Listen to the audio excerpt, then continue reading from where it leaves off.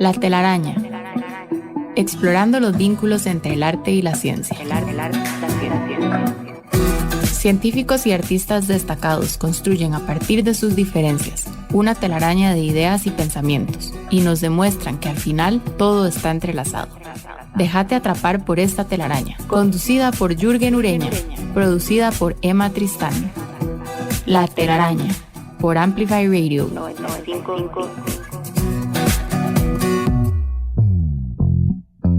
Buenos días, bienvenidos a un episodio más de La Telaraña, el programa de conversaciones con científicos y artistas que se emite cada lunes a las 7 de la mañana acá en Amplify Radio.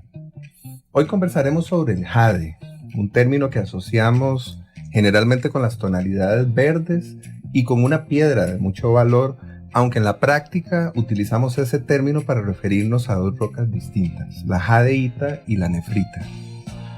El jade se asocia con frecuencia con las herramientas, con los adornos y las máscaras que elaboraron desde hace más de 5.000 años algunos de nuestros pueblos precolombinos.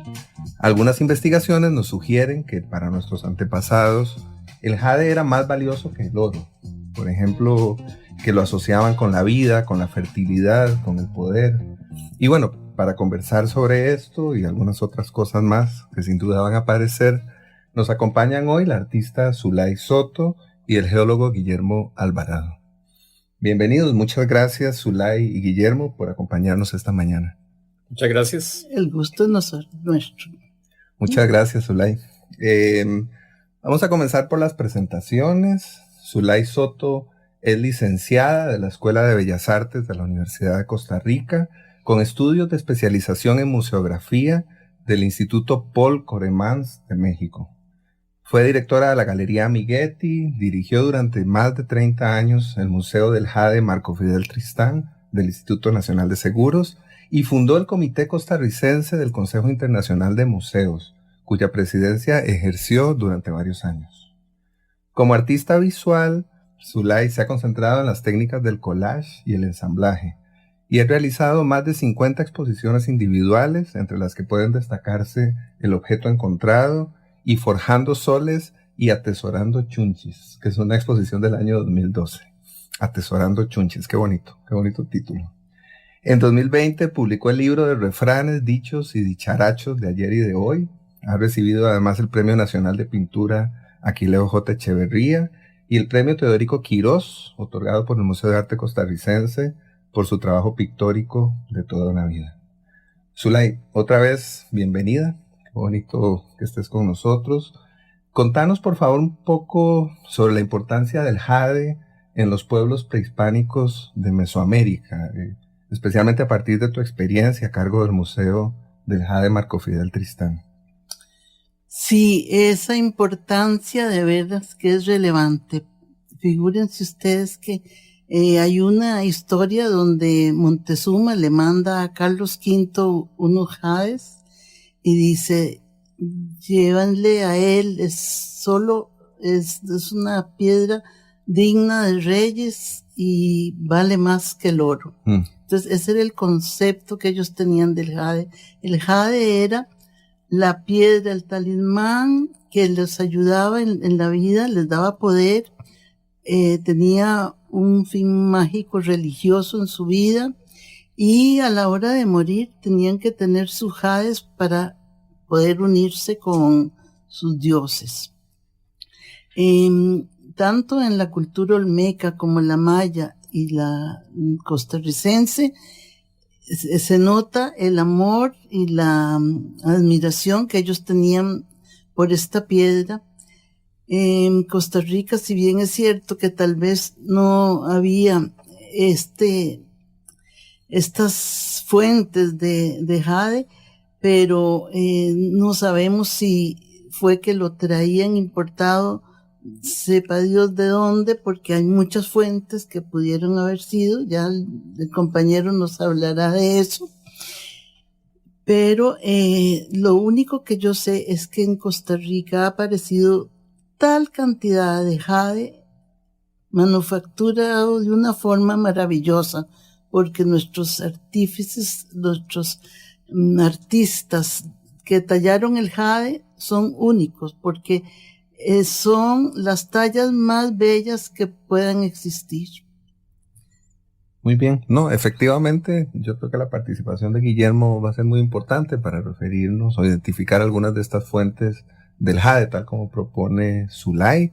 Haciendo la presentación de Guillermo Alvarado tiene una maestría en geología de la Universidad de Costa Rica y un doctorado en la Universidad Christian Albrecht de Kiel, en Alemania.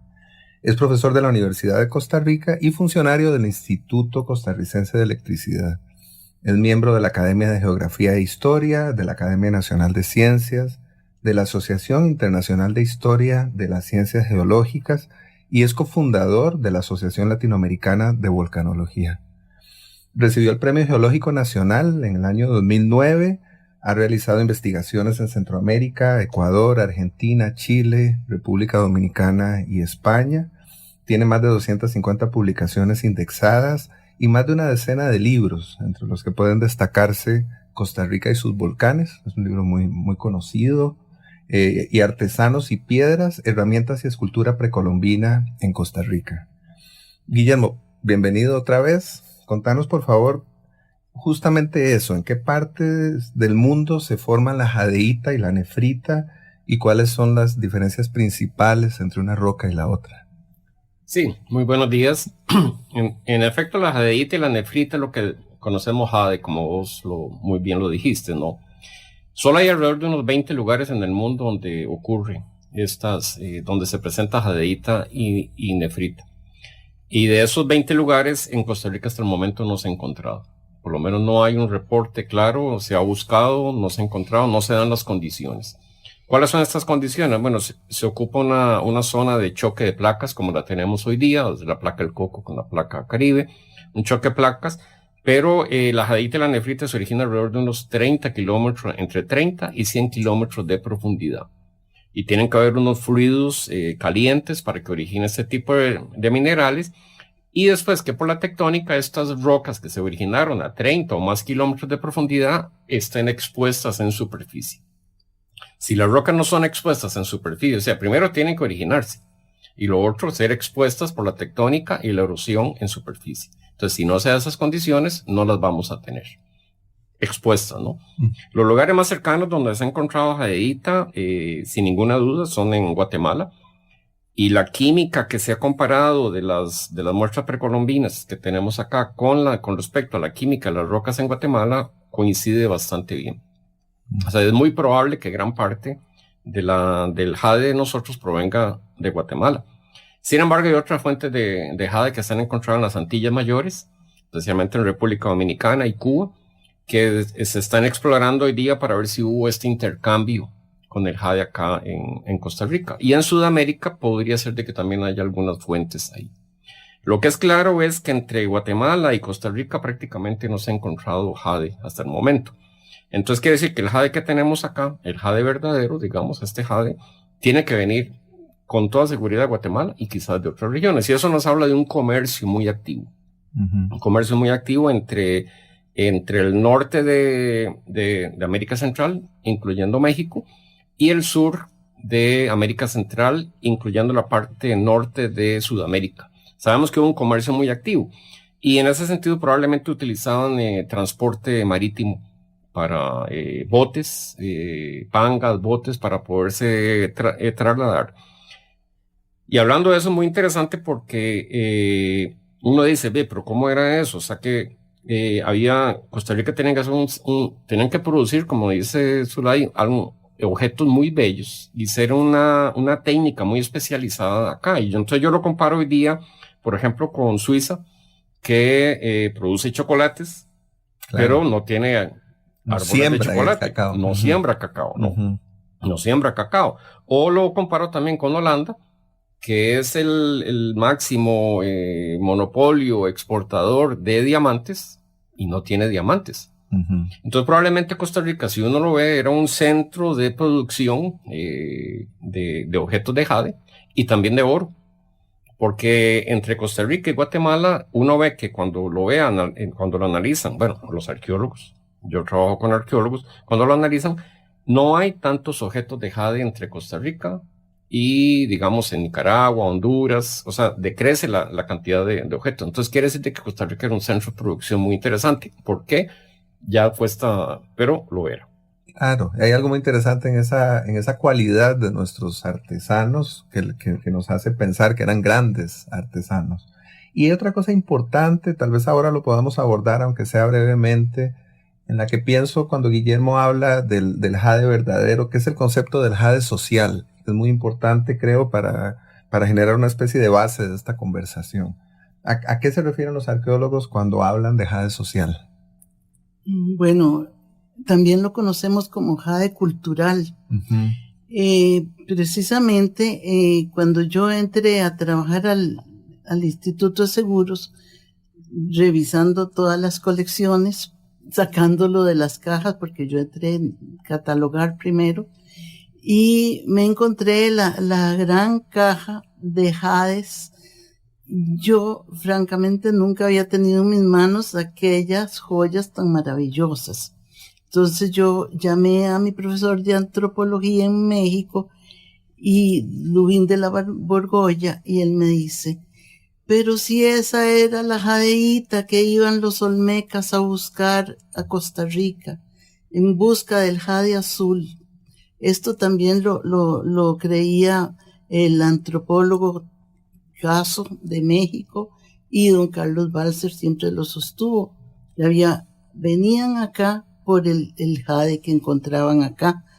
Pues ahora que se ha descartado esto que puedan, no hay aquí minas. Sin embargo, siempre a mí me decían los arqueólogos, hay una mina de jade donde trabajaban los artesanos, y es cruzando 7 veces el Barbilla. Bueno, eso decían, bueno, la gente dice, no, es en Guanacaste, y otra gente dice, no, es por Guásimo. Bueno, ustedes saben cómo todo el mundo, claro, sacan unas rocas muy lindas y les dan brillo, pero no es jadeíta, porque cuando mandaron, bueno, yo misma escogí unas piezas para que Bishop, es un químico que estudió el jade en los laboratorios de Brookhaven en Nueva York, y entonces yo escogí de todo tipo, jade maya, jade olmeca, jade de acá, y verdes azulados, más claros. Bueno, él me dijo personalmente que el jade de aquí de Costa Rica tenía más peso que todos los demás. Es decir, que en la escala de Mohs, que es de 7, tenía más, ¿verdad? Entonces, más dureza. Y por otro lado, también Bishop y Selt y Lange, en un estudio que hicieron, dijeron que solo 5 piezas de las que habíamos mandado tenían similitud con las de la cuenca del Motagua, y similitudes no idénticas. Eso es muy interesante. Y que tal vez se parecía más a otros verdes de Chichén que habían encontrado jades de esa calidad. Y lo que más me extraña es que el jade maya, por ejemplo, más importante en Guatemala, es el jade verde manzana. Aquí nunca se ha encontrado una pieza típica de jade precolombino costarricense que sea en ese material, pero sí aparecen piezas mayas traídas aquí. ¿Por qué traían los olmecas piezas aquí? ¿Las traían para que aprendiéramos, o era que traían para que se las hicieran aquí? ¿O qué es este misterio? Para mí, todo lo que ronda el jade encontrado en Costa Rica es un misterio profundo, y hay que trabajar mucho para encontrar la verdad, porque no existe la verdad absoluta en este momento. Sí, en efecto, el jade social, que también se llama jade arqueológico, de la estadística que yo analicé acá con diferentes colecciones, ya una muestra bastante grande, encontré que alrededor del 55% de las piezas de jade que hay en los museos acá y en las colecciones privadas, el 55% no corresponde con jade verdadero. Son rocas verdes de otro tipo. Y entonces esas rocas probablemente son locales. O sea, eran, no sé si falsificaciones, si eso será correcto, porque no lo vamos a saber.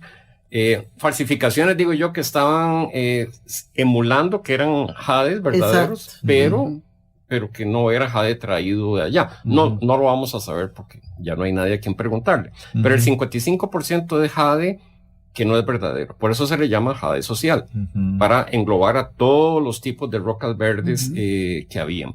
El 55% puede venir de acá, de rocas verdes, de cuarzos verdes, de areniscas verdes, de rocas de diferente color verde, incluyendo serpentina, que es una roca que se presenta muy abundante en la península de Santa Elena. Y de ese 45% restante, corresponden con rocas que no hay en Costa Rica. Y esas rocas sí pueden venir desde Honduras hasta Guatemala o más, incluso las Antillas o Sudamérica. De ese 45%, la estadística nos dice que alrededor del 40% son jades verdaderos. O sea, que corresponden con jadeíta, un 40% y un 5% con nefrita. Entonces, vemos que sí había una importación de rocas y las trabajaban acá porque algunos artefactos sí claramente vienen desde México por el tipo de escultura, pero otros fueron trabajados acá. Sin ninguna duda tienen una firma totalmente local de su ensamblaje, de su pulido, de su ¿cómo se llama? De su trabajo. La talla. De la talla, exactamente. Y entonces, por eso hablo que es un centro de producción local acá, de lo que es el jade, tanto con rocas locales como con rocas foráneas. Sí, lo que está claro es que hay un gran movimiento de estas piezas, hay una circulación muy importante y hay algunas hipótesis, porque todo esto queda, creo, en el territorio de lo hipotético al respecto. Creo que sobre eso podemos hablar un poquito más adelante cuando volvamos del siguiente corte comercial. Ya venimos. La telaraña en Amplify Radio 95.5. Vínculo y tejido, arte, ciencia, trama. Los hilos que conectan la vida de nuestros invitados construyen la telaraña en Amplify Radio 95.5. Hola otra vez, estamos en La Telaraña. Hoy tenemos un programa dedicado al jade y nos acompañan la artista visual Zulay Soto y el geólogo Guillermo Alvarado. Le solicitamos a Zulay un tema musical, como hacemos generalmente en este programa, y nos propuso escuchar Verde Luna, interpretada por la costarricense Chabela Vargas. Escuchemos.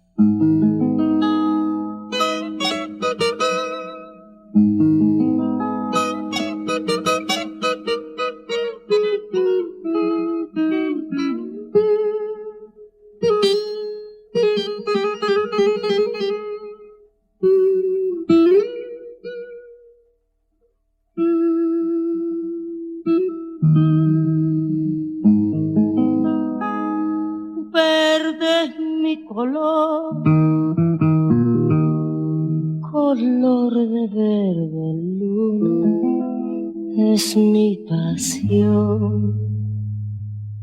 Profundidad del mar llevo en mi ser, la luz de los luceros es mi amor.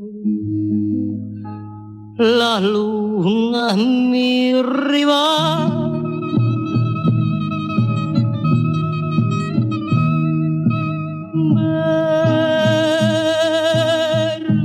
verde luna a mí me llama.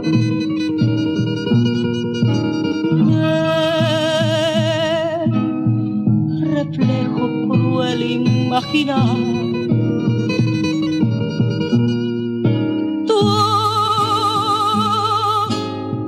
Tu beso fue en la verde flama.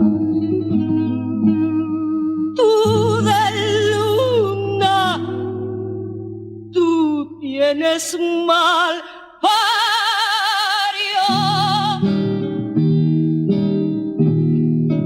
Creo recordar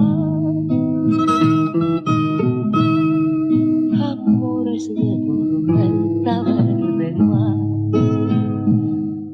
que llegan a la playa placer, buscando la esmeralda de un querer que verde roja es.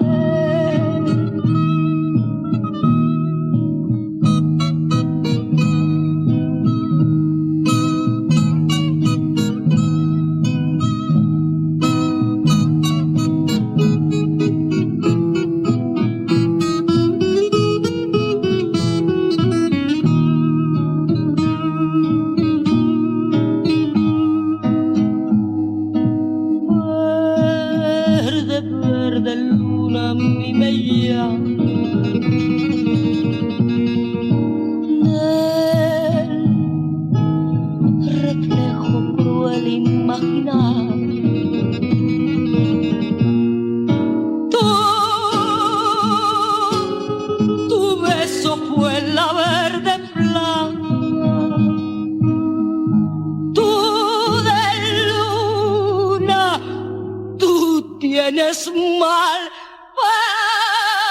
parió. Creo recordar amores de tormenta verde mar que llegan a la playa del placer buscando la esmeralda de un querer que verde roja es.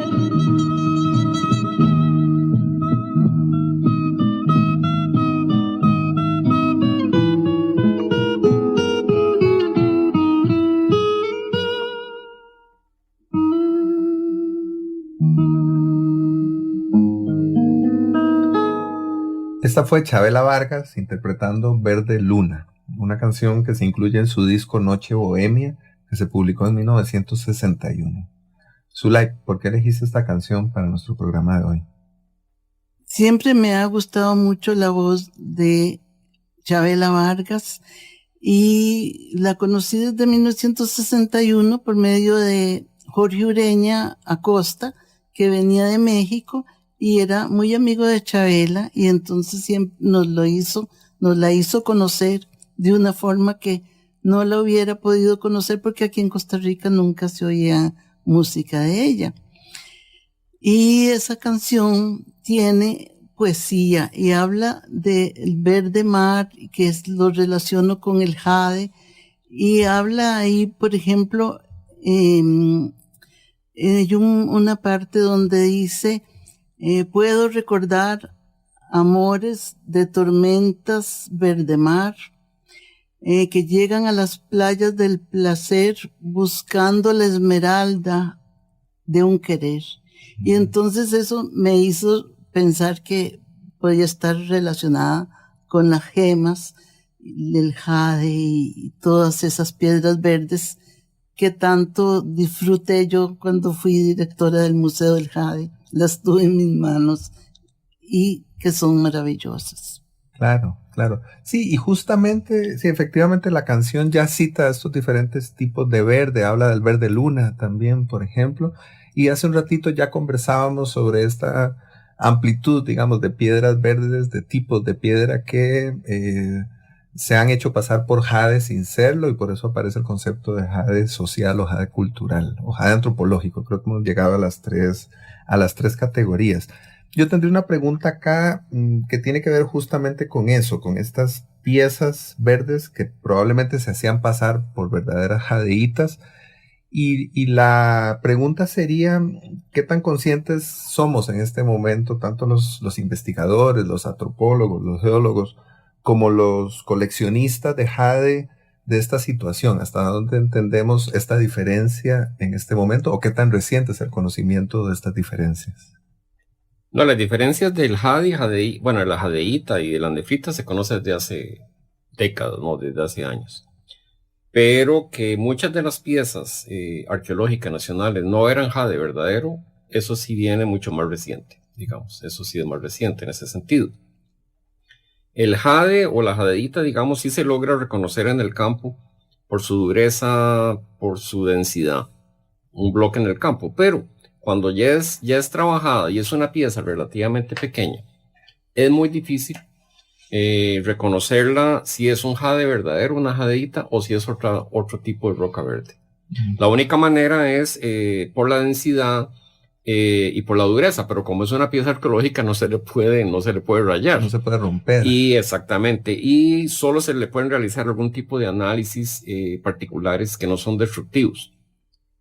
Entonces, incluso yo he tenido piezas de jade verdadero y como geólogo no las logro reconocer cuando son arqueológicas, o sea, cuando son pequeñitas, no las logro reconocer. La única manera es hacerle densidad y ese tipo de pruebas. Y si yo como geólogo, digamos, con lo que he estudiado, bueno, alguien podría decir que no sé, ¿verdad? Pero también con lo que he estudiado no logro reconocerle, la pregunta mía que surge es si los indígenas, que no eran los que trabajaban las piezas, digamos, si lograron reconocerlas o no. Porque cuando son muy pequeñas, pues no va a ser fácil, ¿no? Entonces ahí surge la duda de qué tanto, obviamente eran jades sociales, arqueológicos, hermosos, porque eran trabajados verdaderamente hermosos, pero qué tantas de esas piezas eran, si lograron reconocer qué tantas eran jadeitas de verdad, o un jade de otro tipo de piedra verde local.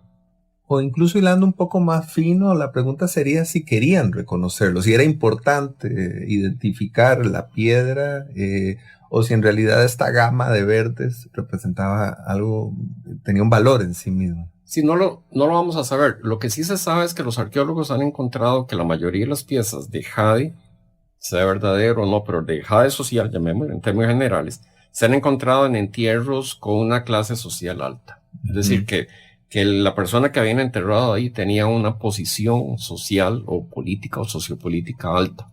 Eso sí se ha encontrado. Entonces parece que sí está muy relacionado el jade con una posición sociopolítica elevada. Muy bien. Sí, el jade era signo de poder. Entonces los chamanes, los jefes, ¿verdad? Los caciques usaban los collares más que las mujeres. Usaban varios collares, orejeras, narigueras y hasta otra que se ponían debajo del labio que se llamaba besote.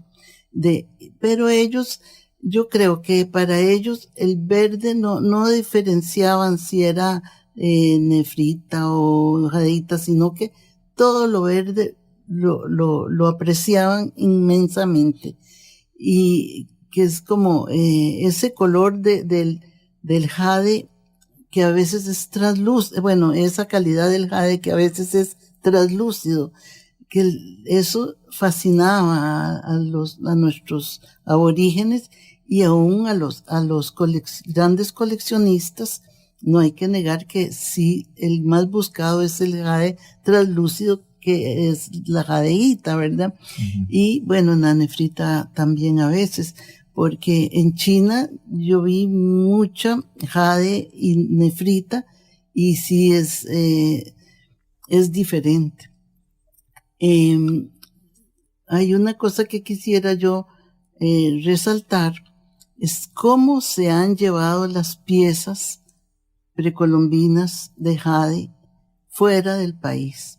Cómo se rematan año con año centenares de piezas de jade, jade de Costa Rica, o jade maya o olmeca encontrado en Costa Rica, pero en una cantidad tan grande, así como las visitas que he hecho a diferentes museos alrededor del mundo, los que he podido ver como en Alemania, bueno, en Estados Unidos ni se diga, porque tienen gran cantidad de jades que se podría hacer un museo. El Museo de la Jadeíta se podría hacer con las colecciones particulares y las de los museos. Allá en España vi la colección más grande de jadeíta que podía imaginar nadie. Y eso, bueno, yo deseara que estuviera realmente en un museo, porque aquí el jade que tenemos no es ningún misterio, pero es jade verde azulado, pero es otra roca, como decía nuestro Guillermo, es una roca diferente que no es jadeíta, pero es muy bella y a la hora de pulirla es brillante y bella. Así que cuando vino Fred Ward de la National Geographic, se desilusionó mucho porque dijo, pero ustedes tienen muy poca jadeíta, aquí no hay jade. Entonces yo le hablé del jade social, del jade cultural, que por eso lo llamábamos Museo del Jade. Dijo, pues eso es falso, eso no debían de llamarlo Museo del Jade, decía él. Pero en realidad en todo los foros internacionales se ha llegado a la conclusión de que sí existe el jade social, jade cultural. Bueno, y además el museo, la colección del Museo del Jade es una de las colecciones más grandes del mundo, de piezas precolombinas hechas en jade, hasta donde yo sé, ¿no? Así que también eso ha ido ocurriendo, ya sea por el trabajo de los curadores o museógrafos, o porque en este lugar, como decíamos al principio, había una circulación de jade muy importante o de piezas que tenían un carácter ritual o ceremonial que terminaban en esta parte de América, en esta franja delgadita de América. Hay una tesis al respecto, una hipótesis que dice que esta zona, que en esta zona los chamanes ofrecían una serie de servicios, que la curación que podían ofrecer nuestros chamanes era tan especial que viajaban de otras zonas de América a este lugar y que muchas de las piezas que se han encontrado acá, de jade, de oro y de otros materiales, se ofrecían en pago por esos servicios. Esa es una de las hipótesis que se ha manejado por ahí. ¿Saben ustedes algo al respecto? ¿Algo que podamos comentar sobre esa circulación que no hemos visto hasta ahora de piezas? De lo que yo leí, la mayoría de las piezas de jade que hay aquí, sea jade verdadero o jade no verdadero, digamos que sea jade arqueológico, en términos generales, rocas verdes, ¿no? La mayoría de las piezas fueron elaboradas acá. O sea, sí hay piezas de importación, sí las hay. Hay piezas de importación que fueron retrabajadas, eso sí, pero la mayoría fueron elaboradas acá y exportadas también al lado norte. Lo mismo pasa con el oro. El oro, digamos, la mayoría de piezas de oro fueron elaboradas acá. Sí hay algunas de procedencia colombiana, por ejemplo, bueno, lo que hoy día es Colombia, ¿no? Claro. Y algunos de otros sectores, pero en términos generales la mayoría de las piezas fueron elaboradas acá. Ahora, si fueron refundidas, eso también es factible. O sea, que haya sido importado oro colombiano, por decir algo, y que pues, después lo hayan vuelto a refundir y elaborado piezas locales. Eso se ve con los contenidos de plata, por ejemplo, y de otros elementos que están ahí, de otros elementos geológicos, que inducen a pensar que sí podrían haber piezas importadas, pero la mayoría son de origen local, de lo que yo he leído hasta ahora. Muy bien, y eso es interesante porque abre también una serie de preguntas en relación con los talleres de producción, con los espacios en los que se produce esta cantidad tan importante de piezas que no están suficientemente identificados, que apenas de forma muy esporádica aparecen en algunos reportes, pero hay muchas piezas y muy poco conocimiento sobre los espacios y las condiciones en las que se producían esas piezas. Parece que hay mucho en ese ámbito del misterio y de la incertidumbre que mencionaba Zulay. Sí, en efecto, hasta el momento no se ha encontrado un taller de jade. Eso es una contradicción con respecto a la alta producción local de jade. Como les digo, el 55% son rocas locales y el 45% rocas foráneas, pero no se ha encontrado un taller de jade, es decir, donde uno encuentre fragmentos, virutas, esquirlas de jade en abundancia, no se ha encontrado. Sí se han encontrado algunos elementos que pueden inducir al pulido y al trabajo del jade, pero no se ha encontrado ese tipo de alguien que diga quiero un taller. En todo lo que me leí de la literatura, no se ha encontrado un taller de jade. Claro, llegará el momento en que probablemente aparecerá. Es cuestión de de seguir buscando. Exacto. Muy bien. Bueno, pues yo creo que con esto nos quedamos de momento. Vamos a un corte comercial y ya volvemos. La telaraña en Amplify Radio. La telaraña. Científicos, artistas, humanos, descubriendo lo que nos separa, lo que nos une.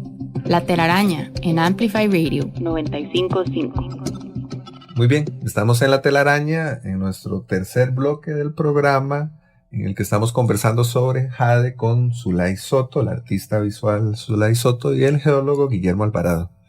Hace algunos minutos escuchamos Verde Luna, que fue el tema de Chavela Vargas que nos propuso Zulay, y ahora Guillermo nos sugiere escuchar el tema principal de la película África Mía, del compositor británico John Barry.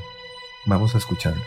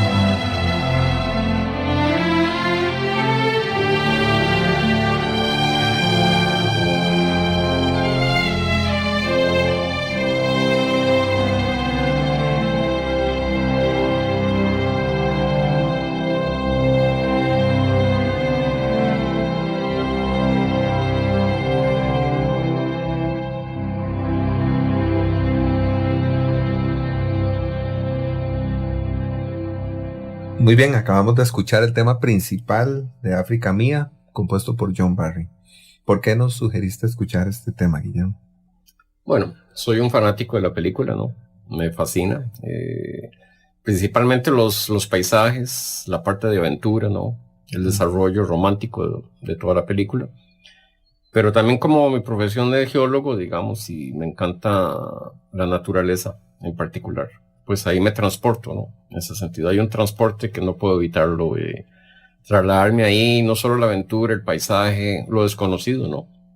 Y bueno, justamente el jade, todo lo que hemos hablado a lo largo de todo este programa, nos habla de muchos aspectos que todavía nos faltan por conocer. Uh-huh. Y la belleza y lo desconocido. Ahí hay ese dúo, ¿no? Que no deja de tener su carisma y su parte intrínseca atrás de todo. Y en parte en el ser humano, pues siempre es la búsqueda de la verdad. La búsqueda, es difícil encontrarla, pero es la búsqueda de la verdad y de la felicidad, justamente. Sí, la belleza, el misterio y la aventura, esa parece ser la triada. Y hace un rato conversábamos sobre la posible fuente de la jadeíta que se había encontrado en lo que hoy es Costa Rica, en lo que también hoy es Guatemala, ¿no? Y traer ese material hasta acá debe haber sido realmente una aventura. A mí me gustaría mucho saber hasta dónde conocemos sobre el traslado de ese material o de esas piedras desde Guatemala hasta Costa Rica? Bueno, yo sí que difiero un poco porque yo me imagino que esa piedra es muy pesada. Traerla en bruto y ustedes saben que el jade aparece con una piedra negra, bueno, gris, y ya cuando se quiebra, ¿verdad? Se ve por dentro que es verde. Uh-huh. Entonces, bueno, un amigo mío me mandó un libro que se llama El Artífice Maya, pero él dice que los relieves sí los hacían en Guatemala, los mayas, pero que para hacer las piezas, por ejemplo, las formas de hacha y todo eso, los mayas traían las hachas ya hechas, las hachas ceremoniales, y que aquí entonces las partían a la mitad, y por eso se queda en el centro un pedazo, a veces, ¿verdad? Que se ve en el reverso donde cortaron el jade. Entonces, yo pensaría que puede ser que sí que traían ya las hachas hechas, porque no pesa tanto, porque si no se hundirían las embarcaciones. Por tierra, pues, habría mucho jade en Nicaragua, habría mucho jade en Honduras y en Salvador, y ahí no se encuentran jades. Así que esa es mi teoría. Uh-huh. No soy geóloga, pero me encanta saber y leo todo lo que sale de geología, porque son los que nos pueden dar salir de ese misterio, ¿verdad? Así que yo les pido a los geólogos que sigan buscando, porque tiene que haber una fuente. Dicen que en Venezuela puede ser. Yo he visto jade en Colombia, en Chile y en Argentina, y en Perú también, en collares de jade que los hacen con oro, con otras, o con lapislázuli y todo, pero por todo Sudamérica aparecen piezas de jade, no como aquí, pero solo en collares.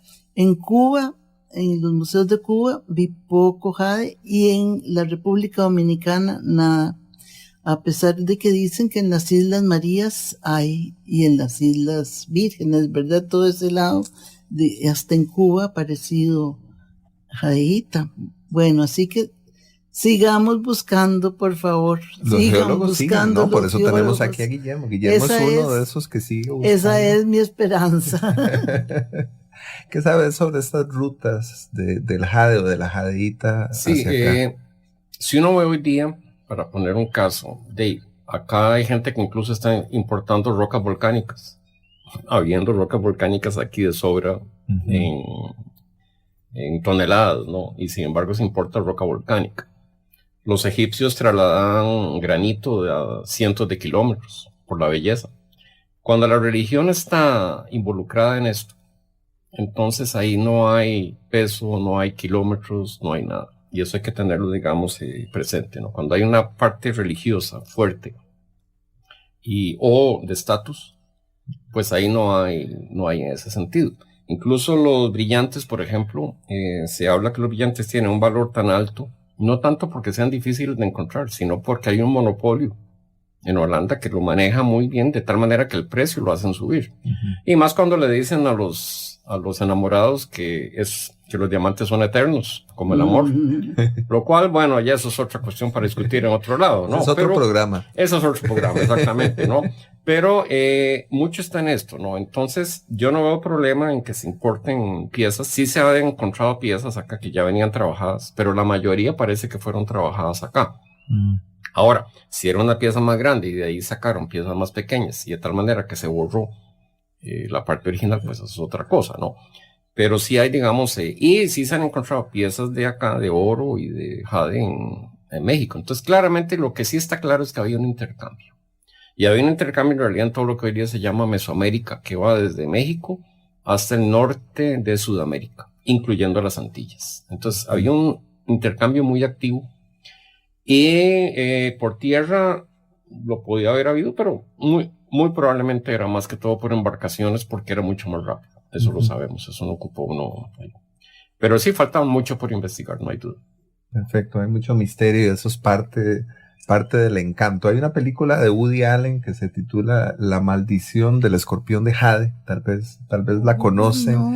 Es una comedia muy al estilo Woody Allen, pero que justamente creo que sabe aprovechar muy bien el misterio que existe alrededor del jade. Creo que justamente ese es el mérito de este guión de Woody Allen, que tiene muchos guiones con muchos méritos, en mi opinión, pero este en particular es interesante porque se apoya en la idea de la piedra, que vale mucho, que tiene una gran potencia simbólica, que significa algo que todavía no conocemos y se puede convertir en un talismán, se puede convertir en un amuleto, puede adoptar diferentes formas. Así que creo que por ahí va un poco la exploración de Woody Allen y la que creo que a nosotros también nos corresponde. Además, yo veo a Zulay con unas piedras muy hermosas, lo tengo que decir, porque las personas que nos escuchan no se dan cuenta de eso, pero con un collar que no sé si es de jade, pero es una piedra verde hermosa.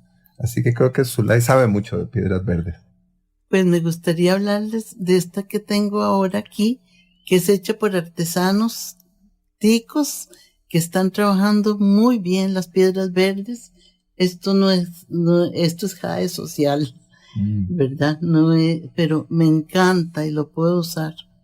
En cambio, este otro sí es jadeíta, porque me lo regalaron en China, en Taiwán, y es verdaderamente jadeíta, porque yo quería que nuestro amigo después me diera. Me hicieron análisis del collar de jadeíta. Pues muy bien, ¿no? Había una buena razón para traer a nuestro programa de hoy el collar. De veras que los artesanos están trabajando muy bien las piedras verdes en Costa Rica. Es una belleza. Bueno, como parece que trabajaron desde siempre muy bien las piedras verdes. Esa parece, como decíamos hace un rato, haber sido una de las especialidades de nuestros artesanos, las piedras verdes y de las fascinaciones.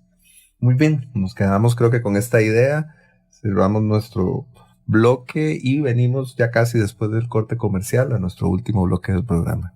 Ya venimos. La telaraña en Amplify Radio 95.5.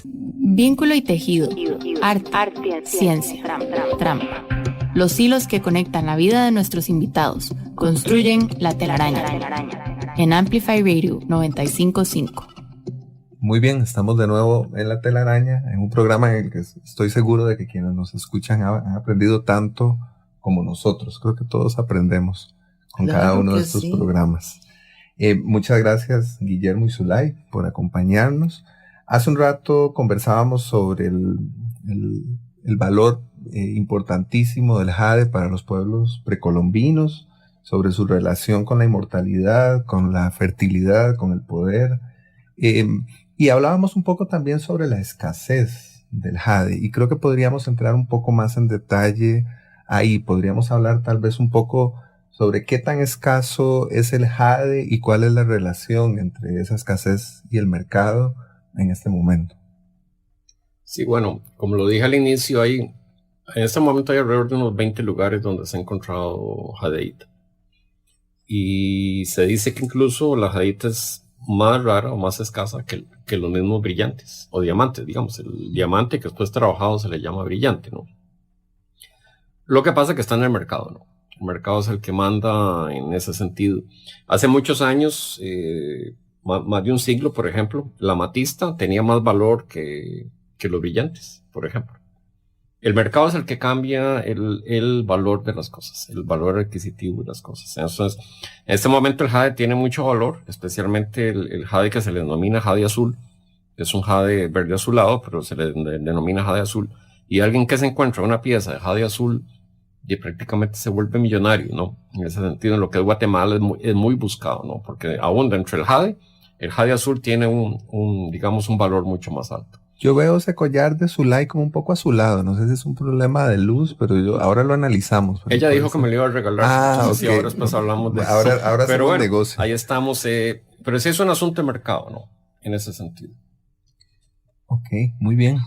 Vamos a pasar a nuestra sección del invitado ausente. Es una sección que hemos creado para llevar la conversación un poco a otro lugar a partir de una figura que nos orienta, que nos hace pensar eso que nos propusimos como tema central de otra manera. Y el invitado ausente de nuestro programa de hoy es Federico García Lorca, el dramaturgo y poeta español, bueno, considerado el poeta de mayor influencia en la literatura española del siglo XX, que nació al filo del XIX, nació en 1898 y fue asesinado en el 36 por el bando sublevado tras el golpe de Estado que dio lugar a la Guerra Civil Española. Lorca fue también un aventurero, viajó por Nueva York, La Habana, Buenos Aires, Montevideo. Mucha de su literatura se caracteriza por temas muy específicos como la exploración del amor, de la muerte, de la violencia. Y hay algunas obras que seguramente a muchas personas les resulten familiares, que han sido parte de las lecturas de secundaria, como por ejemplo Bodas de Sangre, La Casa de Bernarda Alba o Yerma. Y mucha de su poesía también se lee con frecuencia. Hay uno de sus poemas que se titula Romance Sonámbulo, que comienza con la frase: verde que te quiero verde, verde viento, verde ramas, el barco sobre la mar y el caballo en la montaña. Con la sombra en la cintura ella sueña en su baranda, verde carne, pelo verde, con ojos de fría plata. Es no solo un elogio al verde, sino a todas estas dimensiones del verde. Creo que es algo de lo que hemos hablado hoy de diferentes maneras. Les propongo que escuchemos un tema musical a propósito de este poema, interpretado por el grupo gitano Ketama, es un grupo español, y el cantante y guitarrista Manzanita. Vamos a escucharlo.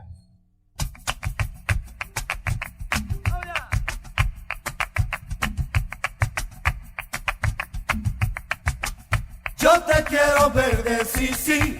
Yo te quiero verde, ay, ay, ay. Yo te quiero verde.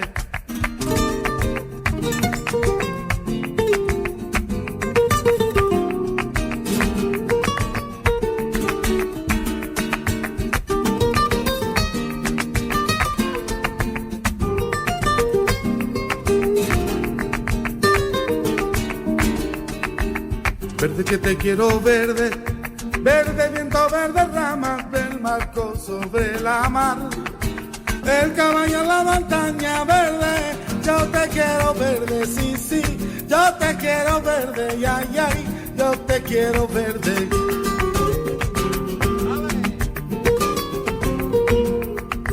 Con la sombra en la cintura, ella sueña en la baranda, verde ojos, negro pelo, su cuerpo de fría plata verde. Yo te quiero verde, sí, sí, yo te quiero verde, ay, ay, ay, yo te quiero verde.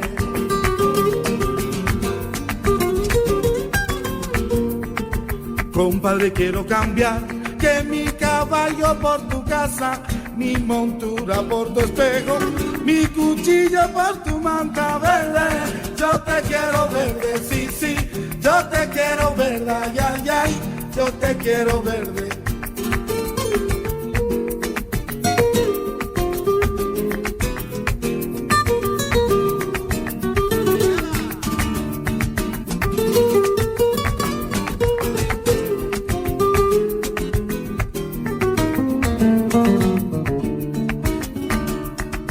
Compadre, vengo sangrando desde los puertos de Cabra, y si yo fuera mocito y este trato lo cerraba verde. Yo te quiero verde, sí, sí, yo te quiero verde, ay, ay, ay, yo te quiero verde.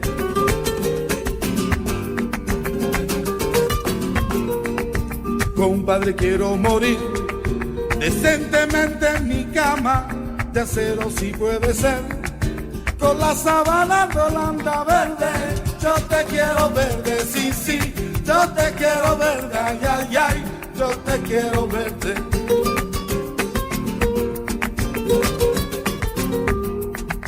Compadre, ¿dónde está? Dime, ¿dónde está esa niña amarga? ¿Cuántas veces la esperé cuántas veces lo esperaba, verde. Yo te quiero verde, sí, sí. Yo te quiero verde, ay, ay, ay. Yo te quiero verde.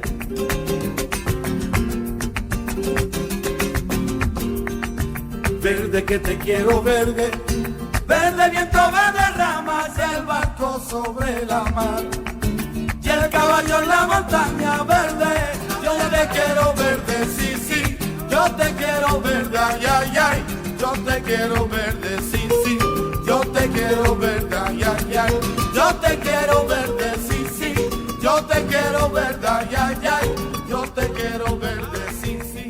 Yo te quiero. Muy bien, acabamos de escuchar a Ketama y a Manzanita interpretando una versión libre del romance sonámbulo de Federico García Lorca.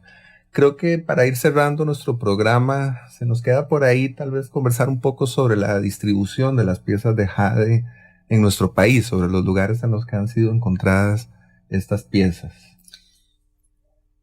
Los lugares donde más ha aparecido piezas de jade precolombino es en el área de la Gran Nicoya y se extiende por las llanuras de San Carlos hasta llegar a Guásimo y Línea Vieja, Williamsburg, toda esa parte, Guásimo, y ha aparecido jade también en unas partes que se llaman Beré y Jaquiú, que es como ya terminando el litoral costarricense, ¿verdad? Así que toda esa franja es poseedora de grandes encuentros arqueológicos muy importantes. También quiero referirme a la época en que se trabajó el jade. Aparece el jade generalmente como 500 años antes de Cristo y hay un auge 300 después de Cristo. Después viene una floración muy grande, digamos de 300 antes de Cristo a 500 después de Cristo. Y después del 600 a 700 empieza a disminuir la producción de objetos de jade y se dedican más a la orfebrería. Es cuando se aparece gran cantidad de objetos de oro, porque aquí sí había yacimientos de oro, ¿verdad? Y una prueba de eso es ir al Museo del Oro, que se queda uno fascinado con aquellas piezas excelentes que han llamado la atención en el mundo entero. Tenemos una belleza de museos en Costa Rica que de veras deberían ser visitadas por todo el mundo porque son verdaderos tesoros lo que tienen estos museos. Así que una recomendación, no dejen de visitar Museo del Oro, Museo del Jade, Museo Nacional. Muy bien, queda hecha la invitación. Y Guillermo, bueno, Zulay nos acaba de comentar un poco sobre los grandes periodos de producción de piezas de jade, pero tal vez conviene tener en mente el dato sobre la edad del jade, sobre las piezas, sobre las piedras directamente, sobre las rocas de jade, si tenemos esa información. Sí, más o menos se tiene, no tan precisa, pero digamos, el jade verdadero o la jadeíta, si asumimos que viene la que viene de Guatemala, digamos, pues sí tiene varios millones de años, bastantes millones de años de edad. Estamos hablando más de 100 millones de años de edad. Las rocas verdes, otro tipo de rocas verdes acá, que se utilizaron como jade social, pues varía desde rocas incluso más antiguas, que probablemente vienen de Honduras y de Nicaragua, hasta rocas mucho más recientes, hablando de, geológicamente es nada de unos 10 millones de años. Para los geólogos la edad no es problema, eso es una ventaja. Para nosotros la edad no es ningún problema y hablamos de millones de años, así que en unos pocos años no es tampoco diferencia. Pero sí hay una variedad bastante grande en la edad de las rocas que se utilizaron para el jade social. Muy bien, qué fascinante eso de los geólogos. Cuando comienzan a hablar de tiempo geológico yo me pierdo definitivamente y me hago pequeñito. Eso también es interesante. Se vuelve uno un poquito más humilde y comienza a entender que es nada más una cosa muy pequeña cuando piensa en el tiempo geológico. Así es. Muchísimas gracias, Guillermo, muchas gracias, Zulay, por acompañarnos en esta telaraña en la que estoy seguro que muchas de las personas que nos escuchan también se enredaron felices de la vida. Creo que todos aprendimos mucho, además la pasamos muy bien. Muchísimas gracias por estar aquí. Muchas gracias. Más de uno quedó atrapado en esa araña con la belleza del jade. Muchas gracias también a Emma Tristán y a Daniel Ortuño, que nos acompañaron desde la cabina de grabación. Mi nombre es Jürgen Ureña y los espero el próximo lunes a las 7 de la mañana con otro episodio más de La Telaraña, este programa de conversaciones que reúne a científicos y artistas. Hasta pronto. Muchas gracias. Muchas gracias.